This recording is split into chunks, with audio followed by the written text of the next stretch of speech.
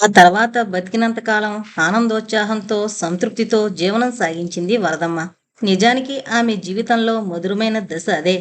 దీపం కొడిగట్టే ముందు మెరిసే ప్రకాశం కాదది. నిజమైన, నిండైన వెలుగు. అనునిత్యం ఆమె తన బిడ్డలిద్దరికీ, తిరుమల, ఆండాళ్ళకి సేవలు చేస్తూనే గడిపింది. వారిద్దరికీ కావలసినవన్నీ సమకూర్చింది. వారికి వండి వడ్డించింది. అందుకు చాలా ఖర్చయ్యేది సుభద్రాచార్యుల వారికి. ఆయనకి ఆ మాత్రం డబ్బుంది. దానికి అంతకంటే అవసరమూ లేదు. ఆమె ఏ చర్యని ఆయన కాదనలేదు. అభ్యంతరపరచలేదు. దానిని పిచ్చిగా భావించలేదు. వికారంగా వారించలేదు. ఆమె ఆచరణలో బిడ్డల్ని ఆదుకుంటోంది. ఆయన ఆలోచనలో ఆ పని చేశాడు. మరొక విచిత్రమైన స్థాయిలో ఆ దంపతులిద్దరూ ఆ కలని పంచుకున్నారు. ఇప్పుడిప్పుడు స్నానం చేస్తే శరీరం ఎదురు తిరుగుతోంది వరదమ్మకి. ఆ తర్వాత గంటల కొద్దీ ఊపిరి అందక ఓ రకమైన ఉబ్బసంతో విలవిల్లాడేది. ఆ బాధ నుంచి విముక్తికి ఆమె పడే ఆతృతల్లా మరోసారి స్నానం చేసి సాయంకాలం వంటకి అందుకోవడమే. తాగుడు వల్లొచ్చే అనారోగ్యం నుంచి విముక్తికి 2 మార్గాలున్నాయి. ఒకటి ఆ అలవాటుని మానుకోవడం. 2 అదే అలవాటుతోనే ఆ రోగాన్ని ఉపశమనపరచడం. ఇది తెలిసి చేసుకునే ఆత్మహత్య. వరదమ్మ అలా భావించలేదు. కానీ సాయంకాలం స్నానానికి, రాత్రంతా ఆమె పడే బాధ చాలా దయనీయంగా, చూడ్డానికే భరించరానిదిగా ఉండేది. తిరుమల దగ్గరికి వెళ్ళిపోదామా వరదా? అన్నారు ఆచార్యులు గారు ఓసారి. అదేదో అపభ్రంశపు మాటలా తుళ్ళిపడింది వరదమ్మ. వద్దండి, వాడిక్కడే కదా ఉన్నాడు. మనం వెళ్ళడం ఎందుకు? అంది. ఆండాళ్ళని చూస్తావా? అని ఆచార్యులు వారు అడగనూ లేదు. ఆమె జబ్బుని అలా 28 నెలలు పోషించారు సుభద్రాచార్యులు. ఆమె వండి వార్చలేని రోజుల్లో తనే చేయి కాల్చుకునేవారు. పొద్దున్నే స్నానం ముగించుకుని కైంకర్యాన్ని సిద్ధం చేసి ఆరాధనకి ఉపక్రమించేవారు. భోజనాన్ని భార్య నోటికి అందించేటప్పుడు వరదమ్మ ఊపిరి కూడదీసుకుని పిల్లలకి పెట్టారా అనేది నవ్వుతూ. తల ఊపేవారు సుభద్రాచార్యులు. ఆమె మనసులోని కలని అపురూపంగా పోషిస్తూ వచ్చారు. ఆమె మరీ మంచం మించి లేవలేని సందర్భాల్లో తనే కూతురయ్యి తడిగుడ్డతో ఒళ్ళంతా తుడిచి మళ్ళీ ఉతికిన చీర కట్టేవారు. ఆమె మూత్ర పురీషాల్ని మంచం దగ్గరే పట్టి బయట పారబోసొచ్చేవారు. ఆ సందర్భాల్లో ఆమె కళ్ళు నిస్సహాయంగా జలపాతాలయ్యేవి. నా కోసం మీకు మరో జన్మెత్తి మీ రుణం తీర్చుకుంటాను అని చేతులు జోడించేది. మరి ఏనాడైనా ఆ మాత్రం చేయడానికి ఆయన కరచరణాలు ఆడకపోతే 5 పిడికిళ్ల అటుకులు నీళ్లలో వేసి అందులో ఇంత చక్కెర కలిపి ఆమె నోటికి అందించేవారు. తను ఇంత చపరించేవారు. 2 వారాలు ఫోన్ చేయడానికి రాకపోతే పోలా పైడితల్లి నాయుడు ఇంటి ప్రాంగణంలోకొచ్చాడు. పైన చొక్కా తీసి ఉత్తరీయం నడుంకి చుట్టుకుని దేవాలయంలో కడుగుపెట్టినట్లు భక్తిగా వచ్చాడు. ఆచార్యులు వారు, వరదమ్మ ఇద్దరూ 2 మంచాల మీద పడుకునున్నారు. ఇద్దరికీ లేచే ఓపిక లేదు. ఇద్దరికీ జ్వరం. అయ్యవారు, ఆ అబ్బాయి గారు తమ గురించి 2 సార్లు ఫోన్ చేశారు అన్నాడు నాయుడు. చూసింది చెప్పకు అన్నారు ఆచార్యులు వారు. నాయుడికి కళ్ళు తిరిగాయి. తమకిక్కడేమైనా అయిపోతే ఆ అబ్బాయి బెంగెట్టుకుంటారు బాబు అన్నాడు. నవ్వారు ఆచార్యులు గారు. మేం పోతే ప్రపంచం ఆగిపోదు. ఓపుకున్నప్పుడొచ్చి మాట్లాడతాను. అది మొదలు ప్రతిరోజు అర్ధసేరు గుమ్మపాలు స్వయంగా వచ్చి గుమ్మంలో ఉంచి వెళ్ళేవాడు పోలా పైడితల్లి నాయుడు. ఒక్కో రోజు పెట్టిన పాలు పెట్టినట్టుగానే ఉండిపోయేవి. ఒక్కో రోజు పిల్లి తాగిపోయేది. అక్కడ రోజు పాలుంటాయని పిల్లి గ్రహించడాన్ని, తాగి పోవడాన్ని నవ్వుతూ గమనించేవారు సుభద్రాచార్యులు. అలా ఎన్నాళ్ళు కాలచక్రం ఆ ఇంట్లో ఆగిపోయినట్లు అనిపించేది. ఆ 2 శరీరాల్లో ప్రాణం ఉన్నంతకాలం ఆ ఇంటి ప్రాంగణంలో ఘనీభవించినట్టే. వరదమ్మ ఆయాసంతోనే కూర్చుని బల్ల మీద తల పెట్టుకుంటే కాస్త ఉపశమనం కలుగుతున్నట్టు గ్రహించింది. ఓ రోజు ఆచార్యుల వారు లేచేసరికి స్నానం చేసి వంట చేస్తూనే మండుతున్న పొయ్యి ముందు సొమ్మసిల్లిపోయింది వరదమ్మ. డాక్టర్ని పిలవడం, మందు తీసుకోవడం ఆచార్యుల వారికి ఇష్టం లేదు. ఈ రోగానికి కారణం తమకి తెలుసు. తిరుమల, ఆండాళ్ళు ఈ ఇంట్లో మళ్ళీ తిరగాలి. అమ్మని పలకరించాలి. ఆమె చేతి భోజనాన్ని ఆరగించాలి. అవన్నీ జరిగే పనులు కావు. అందుకనే ఆ రోగం మందులకి లొంగేది కాదు. ఇప్పుడిప్పుడు తనకి చెప్పలేకుండానే బట్టల్లోనే మూత్రాన్ని చేసేసుకుంటుంది వరదమ్మ. మెల్లగా చీర తప్పించి పసుపు నీళ్లతో ఒళ్ళు తుడిచేవాడు. వరదమ్మ ఏడ్చేది. వరద, లేని కొడుకుని నీ కళ్ళ ముందు కూర్చోబెట్టుకుంటున్నావు. పరమాత్ముని సేవని ఈ సేవలో నేను ఊహించుకోలేనా? పాపనాశం శివన్ పాటని ఏనాడో బొంగురుపోయిన గొంతుతో అన్నారు. వరదమ్మకి ఒళ్ళు బాగాలేదని తెలియగానే ఉవ్వెత్తున వీచే తరంగంలాగా హితులంతా గుమిగూడారు. జగన్నాథస్వామి ధర్మకర్త బంగార్రాజు గారు ఆవిడిని ఆసుపత్రిలో చేరుస్తానంటూ వచ్చారు. పోల పైడితల్లి నాయుడు ఇంటి ముందు కారుని నిలిపి వరండాలో కూర్చున్నాడు. జైవాణి, ఆఖరికి వరహాల శెట్టి గారు కూడా వచ్చారు. పద్మనాభం కబురు వెళ్ళింది. కారు చేయించుకుని వచ్చారు. భీమిలి ఎమ్మెల్యే భూపతిరాజు గారు వచ్చారు. ఒక్క క్షణం సుభద్రాచార్యులు వారు బిత్తరపోయారు. అవసరానికి ఇంతమంది సహాయ సానుభూతులు లభిస్తాయని ఆయన కలలో కూడా ఊహించలేదు. కేజీహెచ్లో 4 రోజులుంచారు వరదమ్మని. ఐసీయూలో మంచినీళ్లు తప్ప ఏమీ ముట్టలేదు వరదమ్మ. ఆవిడ్ని ఏం తీసుకోమని ఒప్పించలేక సెలైన్ పెట్టి ఆక్సిజన్ ఇచ్చి అప్పటికి ఆయాసం నుంచి గండం నుంచి తప్పించి ఇంటికి పంపేశారు డాక్టర్లు. ఆ 4-5 రోజులు భార్యతో పాటు ఆచార్యుల వారు కూడా లంకణాలు చేశారు. అప్పుడైనా ఆ విషయం తిరుమలకి చెప్పడానికి ఆచార్యుల వారు అంగీకరించలేదు. మరొకరైతే ఆయన్ని సంప్రదించకుండానే ఆ పని చేసేవారేమో. కానీ సుభద్రాచార్యుల విషయంలో పైడితల్లి నాయుడు కానీ జైవాణి కానీ ఆ సాహసం చేయలేకపోయారు. ఓ సాయంకాలం రిక్షా దిగి వీధి గుమ్మంలో నిలబడింది ఆండాళ్ళు. అప్పుడు కూర్మయ్య రావడానికి సాహసించలేదు. గుమ్మం బయట కూతుర్ని చూశారు సుభద్రాచార్యులు. ఆమె చిన్నతనంలో గుండెల మీద కూర్చుని ఆడుకున్న తులసిమాల వణికింది. దాని కిందనున్న గుండె ఆ ఆర్ద్రతని తట్టుకోలేకపోయింది. అమ్మాయి ఎలా ఉంది నాన్న అంది గుమ్మం బయట కూర్చునే. ఆ పిలుపుకి కళ్ళిప్పింది వరదమ్మ. ఆయాసంతో కళ్ళల్లోకి తన్నిన రక్తం మరింత ఎరుపై వాటి ముందు నీటి తెరలు అవ్యాహతంగా జాలువారాయి. సుభద్రాచార్యులు మొదటిసారిగా తండ్రి అయిపోయాడు.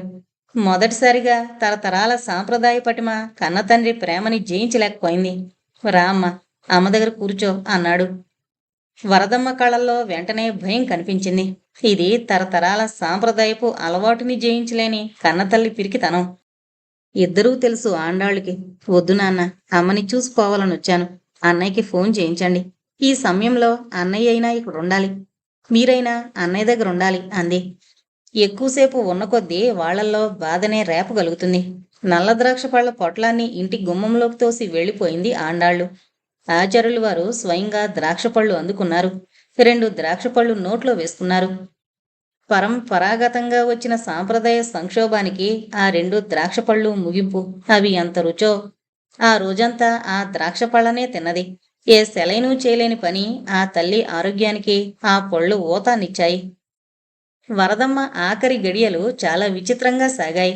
రాత్రి పలహారాన్ని సుభద్రాచార్యులు తినిపిస్తుంటే బల్ల మీద తలపెట్టుకుని ఆయాసపడుతున్న వరదమ్మ మెడలో వేలాడుతున్న మంగళసూత్రాన్ని చూసుకుంది. నేను పోయాక వీటిని చెరిపించి నా మనవరాలకి ఉంగరం చేయించండి అంది. సుభద్రాచార్యులు నవ్వుకున్నారు. మిగతా నగలన్నీ ఎవరికిస్తావు అన్నారు నవ్వుతూనే. ఇంకెవరికి? తిరుమలకే. ఈ పగడాల దండని ఎప్పుడూ కొరికేది ఆండాళ్ళు, దానికి పంపించండి అంది వరదమ్మ. చనిపోయే ముందు కొందరికి ఏదో సూచన పలికిస్తుందేమో. ఇది చాలా సందర్భాల్లో చాలామంది విషయంలో నిజం. తెల్లారితే పుష్యబహుళ ఏకాదశి అంటే వైకుంఠ ఏకాదశి. పోయిన వారంతా శ్రీహరి సన్నిధికే సరాసరి పోవడానికి స్వర్గద్వారాలు తెరుచుకుంటాయంటారు. వరదమ్మ సంకల్ప బలమో పుణ్యబలమో తెలీదు. ఉదయం 4:43 ఏకాదశి గడియలు ప్రవేశిస్తుండగా మంచం మీదే పువ్వులా లేచిపోయింది. అంతకన్నా విచిత్రమైన విషయం, ఆ క్షణంలో తిరుమల పెళ్లినాటి పొట్టుపంచిని ఎప్పుడు లేచి కట్టుకునుంది.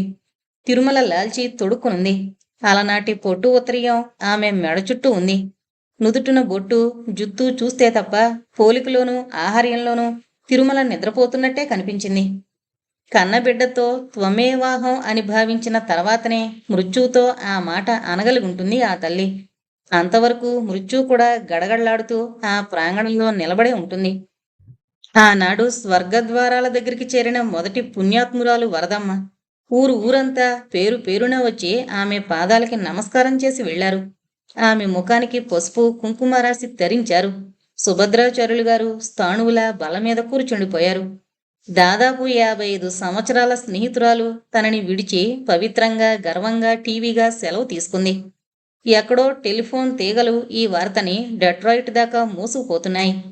కాకినాడ నుంచి ఆండాళ్ళు అప్పుడే కారులో బయలుదేరింది.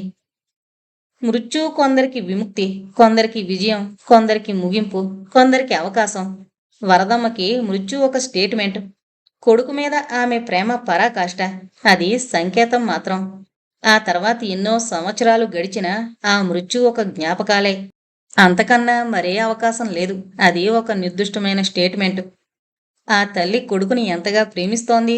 చెప్పగలిగినంత భాష, భావనా పటిమ ఆమె దగ్గర లేదు. నిజానికి అవసరం లేదు. మృత్యువుని ఓ పండగలా ఆహ్వానించేంత ప్రేమిస్తోంది ఆ తల్లి. కానీ ఆ కొడుకెక్కడ? పిట్స్బర్గ్లో కాన్ఫరెన్స్ నుంచి హోటల్ గదికొచ్చి నిద్ర పట్టక నానా యాతన పడుతున్న తిరుమలకి ఫోన్లో పాడు చెప్పింది. తిరుమలకి 1000 వోల్టుల షాక్ తగిలినట్టు తుళ్ళిపడి కూర్చున్నాడు. ఇప్పటికి రాత్రి 11. కిటికీలోంచి బయటకు చూశాడు. సెప్టెంబరు చలి గజగజలాడిస్తోంది. వెంటనే ఎయిర్పోర్టుకి ఫోన్ చేశాడు. ఉదయమే అమెరికన్ ఎయిర్లైన్స్ విమానం 6 గంటలకుంది న్యూయార్క్ చేరడానికి. అప్పటికప్పుడు ఫోన్లోనే అన్ని ఏర్పాట్లు చేసేసుకున్నాడు ప్రయాణానికి. పాడొస్తుందా? ప్రస్తుతం రాలేదు. రెండో సెమిస్టర్ పరీక్షలున్నాయి నాన్సీకి. తనకి తెలియని దశలో పుట్టిన మొదటి క్షణాల్లోనే కాదు, ఇప్పుడు శాశ్వతంగా అంబిలికల్ కార్డు తెగిపోయినట్టు అనిపించింది. 12, 1, 2, 3 గంటలు లెక్క పెడుతున్నాడు. మంచు కురిసే పల్చటి తెలివెన్నెలలో పసితనమంతా టెలిఫిల్మ్లా తిరిగింది. ఎక్కడి శ్రీకుర్మం, ఎక్కడ పద్మనాభం, ఎక్కడ పిట్స్బర్గ్. జ్ఞాపకాల దారాలు ఎంత పొడుగు, ఆత్మీయతల పీఠముళ్ళు ఎంత బలమైనవి. ఆ తల్లి సమక్షంలో ఆ క్షణంలో వాలిపోవడానికి మనసు పడే యాతన. హోటల్ కిటికీలో కూర్చుని అమ్మా అంటూ బోరుమన్నాడు. ఓదార్చడానికి ఎవరూ లేరు. బంగారపు జీవితాన్ని దాదాపు 30 సంవత్సరాల పాటు పంచిచ్చిన అమెరికా ఆ ఒక్క విలువైన క్షణాన్ని ఇవ్వలేకపోతుంది.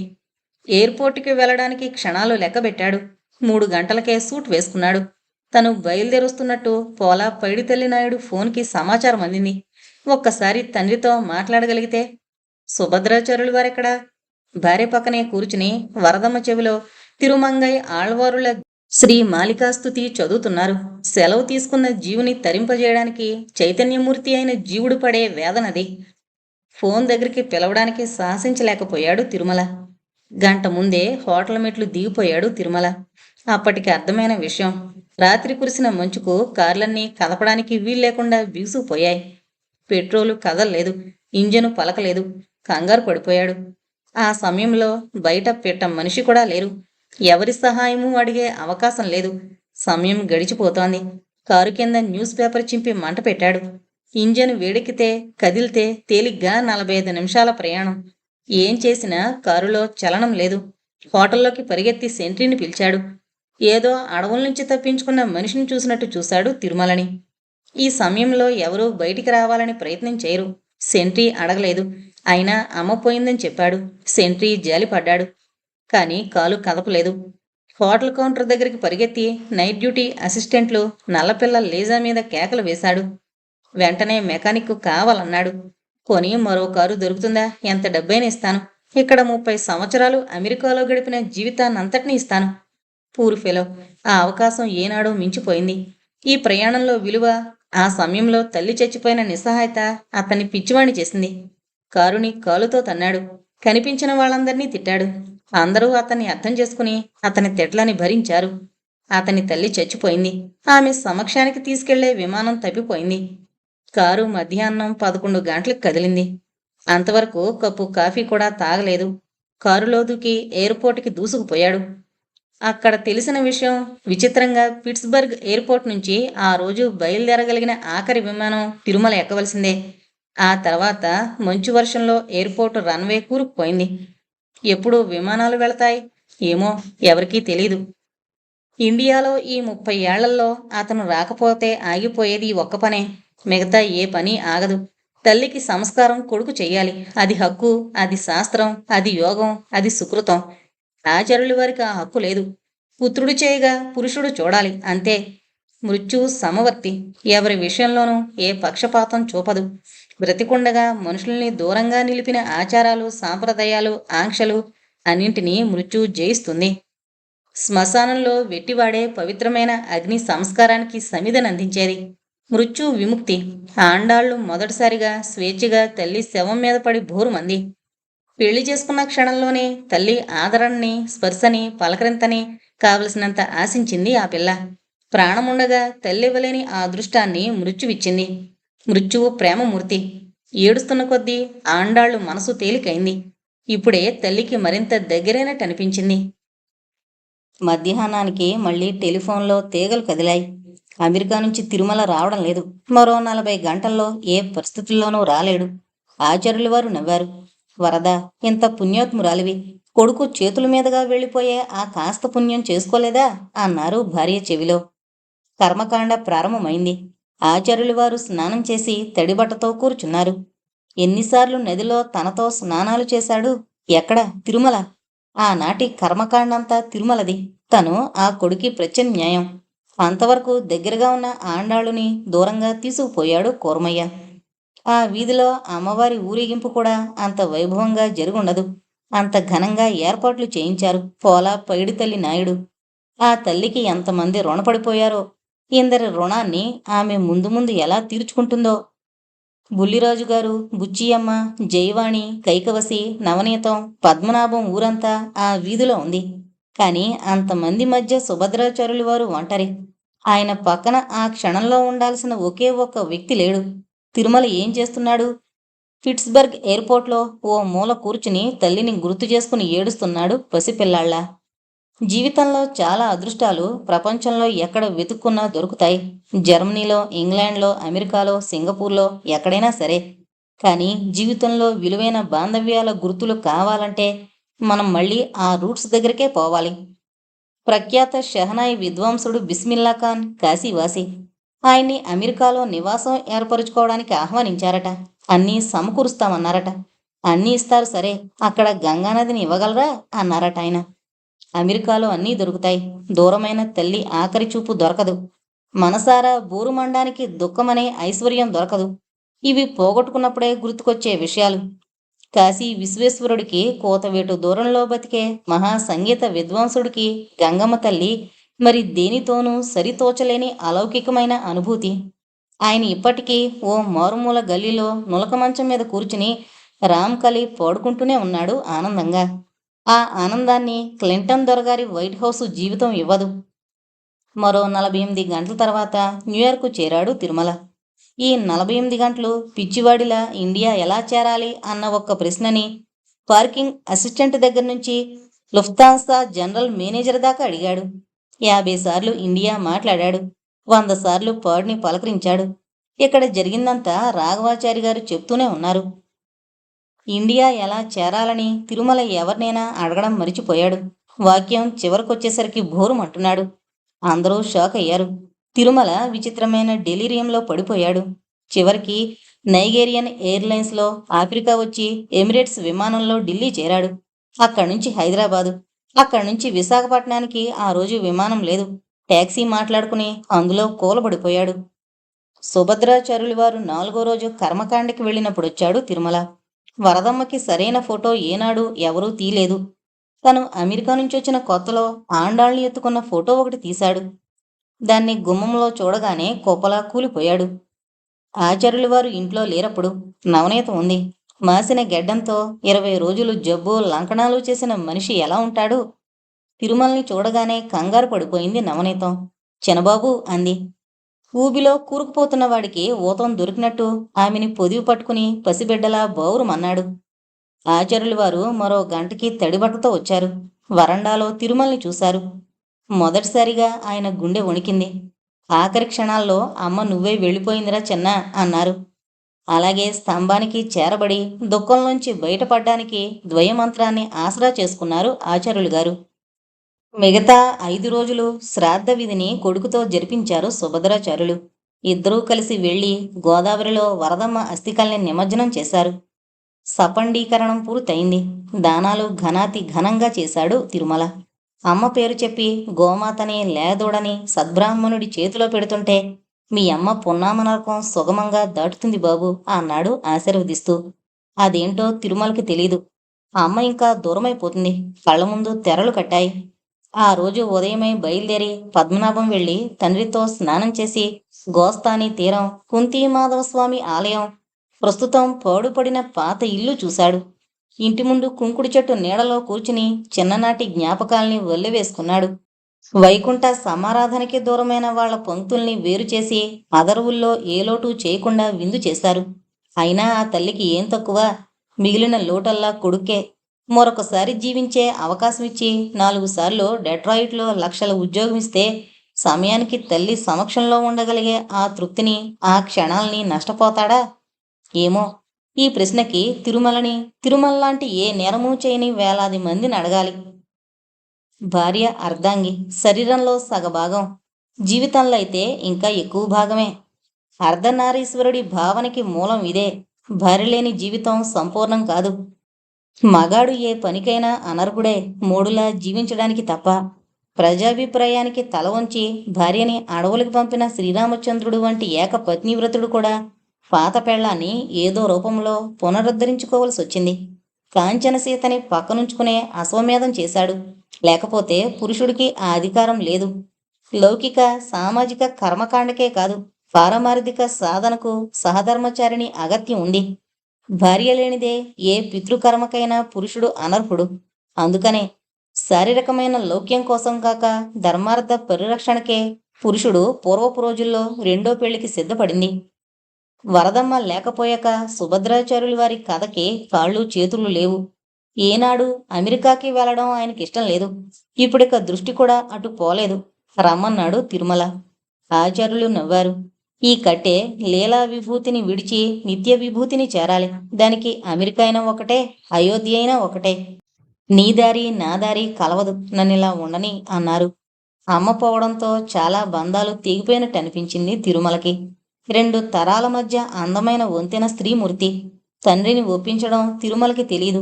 నిరాశతోనే విమానం ఎక్కాడు. ఎక్కే ముందు పరోక్షంగా 100 మందికి నాన్నగారిని అప్పగించాడు. అందులో పోల పైడితల్లి నాయుడు, బుల్లిరాజు, కైకవసి అంతా ఉన్నారు.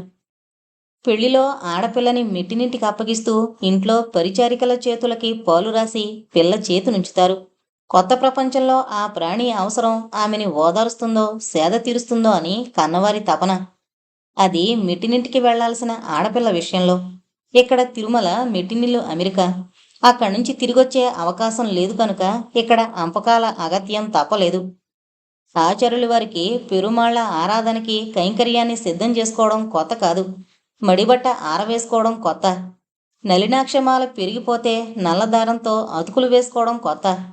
తీర్థవటిని చేబూని వరద అని ఈ 50 ఏళ్ళు అలవాటైన పిలుపు పిలిస్తే వరద రాకపోవడం కొత్త. కొడుకు కూతురు దూరమైనప్పుడు ఆయన జీవితంలో తడుముకోలేదు. మనసులో వాళ్ళ ఆత్మీయతను వెతుక్కున్నారు. కానీ ఇప్పుడు ప్రతి క్షణం ఇల్లాలి జ్ఞాపకాలు అడ్డం పడుతున్నాయి. అలవాటుగా కాల్చిన 3వ రొట్టె కూడా నా సంగతేంటని అడుగుతోంది. నవ్వుకున్నారు ఆచార్యులు వారు. జీవితంలో సాయంకాలము గడిచిపోయింది. ఇప్పుడిక మసక చీకటి ఆవహిస్తోంది. 2 సార్లు కళ్ళు కనిపించక వసారా తలుపుకి నుదురు కొట్టుకున్నారు. ఒక్కో రోజు ద్వయమంత్రం పఠిస్తూ ఆకలిని మరిచిపోతున్నారు. ఆకలి అవసరాన్ని గుర్తు చేసే సందర్భంలో వంట చేయడం మరిచిన విషయం గుర్తుకొస్తోంది. మంచినీళ్లు గటగటా తాగి మళ్లీ పెరుమాళ్ల ధ్యానంలో నిమగ్నమవుతున్నారు. జీవితం లై తప్పింది. భార్య పోయాక భర్త తన సొంత ఇంట్లోనే పరాయివాడు. తన అవసరాన్ని గుర్తుపట్టే స్నేహితురాలు లేదు. బయటికి చెప్పలేకపోయినా సుభద్రాచార్యులు వారు మరింత అంతర్ముఖులైపోయారు. కొడుకు పలకరింతలకి ఎదురు చూడడం మరిచిపోయారు. చూపుతో పాటు శ్రవణ శక్తి కూడా తగ్గింది ఇప్పుడిప్పుడు. ఆచార్యుల వారితో ఆహారాన్ని పంచుకునే ప్రాణి మరొకటి ఆ ఇంట్లో తోడైంది. అది ఓ పిల్లి. ఎక్కువ సందర్భాల్లో ఇప్పుడిప్పుడు దాని కడుపే నిండుతోంది. చూసేవారికి ఆయన మంచి చెడ్లు పరిశీలించే రాఘవాచార్యుల వంటి వారికి ఖాళీగా ఉన్న పాల గ్లాసు, శుభ్రంగా కడిగినట్టున్న రొట్టెపళ్ళెం తృప్తిని కలిగించేవి. ఇలా ఎంతకాలం? తిరుమల ఆండాళ్ళు చివరగా వరదమ్మ పోయాక సుభద్రాచార్యుల వారు విశాఖపట్నంలో ఏం చేస్తున్నట్టు? ఏం చెయ్యాలో, ఏం చేస్తే తన బాల్యమిత్రుని మనసుకి ఉపశమనం కలుగుతుందో తెలియని బుల్లిరాజు గారికి ఈ ప్రశ్నకి సమాధానం తట్టింది. తట్టిందే తడుగా విశాఖపట్నం పొరుగునొచ్చారు. తనతో పాటు ఇన్స్పెక్టర్ వడ్లమాని కామేశ్వరరావుని తీసుకొచ్చారు. కామేశ్వరరావు ఎందుకు? విషయాన్ని అరటిపండులో ఒలిచినట్టు చెప్పే సామర్థ్యం కలవాడు. ఏ సమస్యకైనా అతి సున్నితమైన పరిష్కారాన్ని చూపగలిగినవాడు కనుక. పైగా ఆచార్యుల వారిని ఒప్పించే భాష తన దగ్గర లేదు. విశాఖపట్నం వచ్చి చాలా దూరం చేసుకున్నారు మీరు పిల్లల్ని, భార్యని. ప్రయత్నించినా వాళ్ళు ముగ్గురు తిరిగి రారని మీ మనసు ఒప్పుకోవడం లేదు. తిరిగి వస్తారేమోనన్న ఆలోచన ఇక్కడ బలవత్తరంగా ఉంటుంది. పద్మనాభం, పోదాం పదండి అన్నారు బుల్లిరాజు గారు. నవ్వారు ఆచార్యులు గారు. అక్కడ మాత్రం ఏముంది? మీ చిన్నతనం ఉంది, ఆనాటి జ్ఞాపకాలున్నాయి. అంతకుమించి కుంతి మాధవస్వామి ఉన్నాడు. స్వామి పేరు వినగానే సుభద్రాచార్యుల వారికి కళ్ళ నిండా నీళ్లు నిండాయి. స్వామికి సేవలు బాగా జరుగుతున్నాయా అని పలవరించారు. లేదు, మీరు వెళ్ళాక నేను అటు వెళ్ళడం మానుకున్నాను. ఇప్పుడున్న అర్చకుడు ఆపద్ధర్మంగా చేస్తున్నాడు. ఓ కుటుంబాన్ని వీధిన పారేయడం ఇష్టం లేక నేను కళ్ళు మూసుకున్నాను అన్నారు రాజుగారు. మీకు చెప్పవలసిన వాణ్ణి కాను. జీవితమంతా ఒకేలా సాగదు. మనసు మదన పడే సమయంలో మనసుకి ఉపశమనపరిచే గతంలోకి పారిపోవాలి. ముందు కాలం తక్కువ కనుక అన్నాడు కామేశ్వరరావు. నిజాన్ని అంత నర్మగర్భంగా చెప్పాడు. సాయంకాలం కూడా దాటిపోతోంది జీవితానికి. మిగిలిన ఈ కాస్త జీవితం పక్కవాడికి తనకి సమస్య కాకుండా చూసుకుని వెళ్ళిపోవాలి. చూడాల్సిన వ్యక్తి, ధైర్యాన్నిచ్చే వ్యక్తి ఈ దేశంలో లేడు. మనిషి జీవితాన్ని అతని వానప్రస్థం చెబుతుంది. మధ్య వయసులోనే తల్లిదండ్రుల్ని ఆఖరి వయసుకు నెట్టేసే సంతతి పెరుగుతోంది. నిట్టూర్చారు ఆచార్యులు వారు. పున్నామ నరకం కొడుకు అవసరం మన పెద్దలు నిర్దేశించింది ఎందుకో తెలుసా రాజుగారు? ఈ కట్టెలోంచి ప్రాణం లేచిపోయాక ఈ కట్టె వల్ల సమాజానికి జరిగే హాని ఎక్కువగా ఉంది. పోయినవాడు చేసుకోలేంది ఒకే ఒకటి మిగిలిపోతుంది. ప్రాణం లేని తన శరీరానికి సంస్కారం. అది అదృష్టం కాదు, బాధ్యత. సమాజం పట్ల బాధ్యత. పోయాక ఏ విధంగానూ చేసుకోలేని ఈ పని ఎవరు చేయగలరు? జన్మనిచ్చిన కొడుకు. దానికి కర్మ సిద్ధాంతంతో వేసిన అందమైన పీఠముడి పున్నామ నరకం. పోయేవారికి తను పోయాక తనని పెట్టి పోషించగల ఈ గెడ్డకి తన వల్ల ఏ కీడు జరగదన్న నమ్మకం కొడుకు సమక్షం. అది ఎలాగూ దక్కని వ్యక్తికి గొప్ప స్నేహితుడి కంటే ముఖ్యులు ఎవరున్నారు?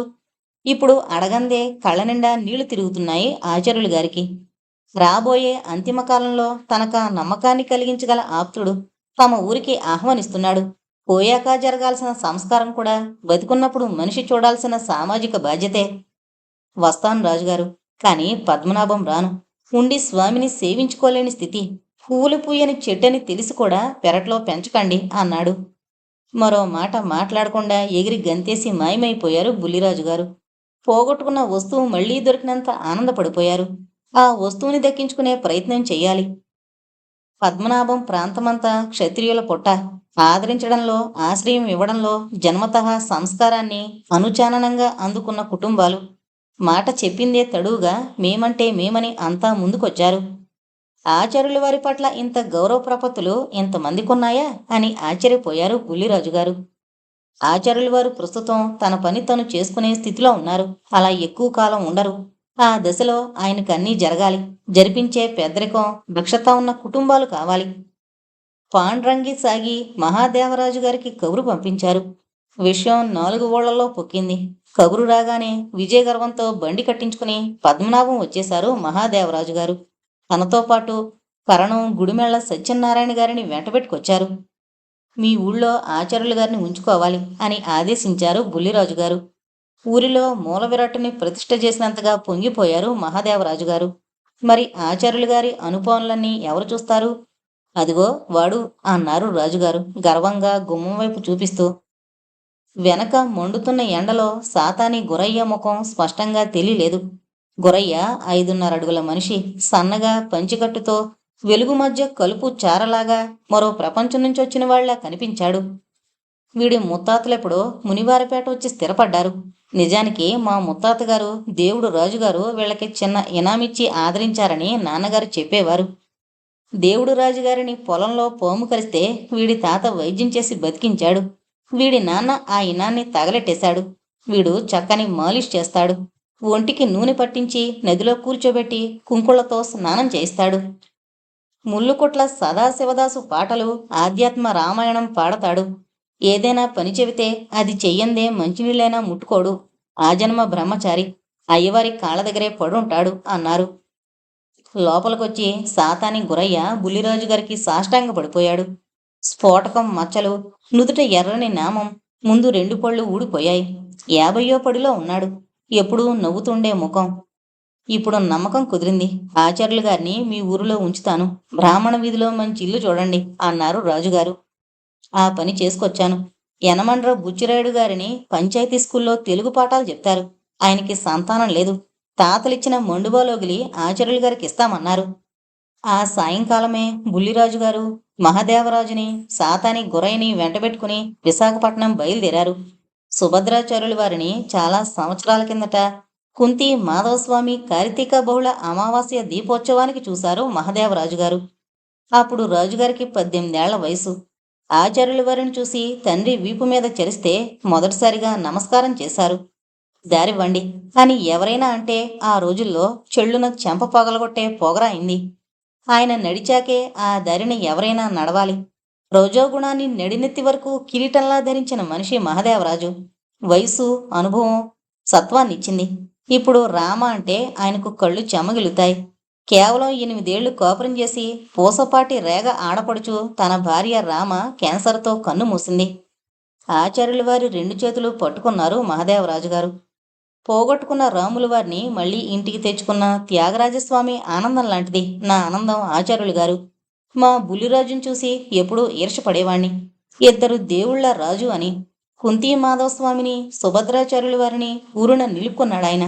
ఇన్నాళ్ళకి నాకో దేవుణ్ణిచ్చారు, రండి మా గుండెల మీద పెట్టుకుని మీకు సేవలు చేస్తాం అంటూ గురయ్యని వారి పాదాల దగ్గర పడేసి, వీడు మీ గరుత్మంతుడు, మీరేం చెప్పినా ఏం చెయ్యమన్నా గగనానికి ఇలకో దూరం అండం తెలియని సేవకుడు అన్నారు. మరోసారి త్యాగరాజస్వామిని గుర్తు చేసుకుంటూ, ఇంత ఆప్యాయత ఏనాటి రుణం? ఆచార్యులు గారు కరిగిపోయారు. కైకవసి, నవనీతం, సంజీవి, జయవాణి, విక్టోరియా, పోలా పైడితల్లినాయుడు, రాఘవాచార్యులు, గరుడ బంగార్రాజు అంతా రథోత్సవంలో జగన్నాథుడికి అంపకం పెట్టినట్టు బోరులు తీరి నిలబడగా, వడ్లమాని కామేశ్వరరావు జీపులో ఆఖరి మజిలీకి ఆచార్యులు గారు పయనమయ్యారు.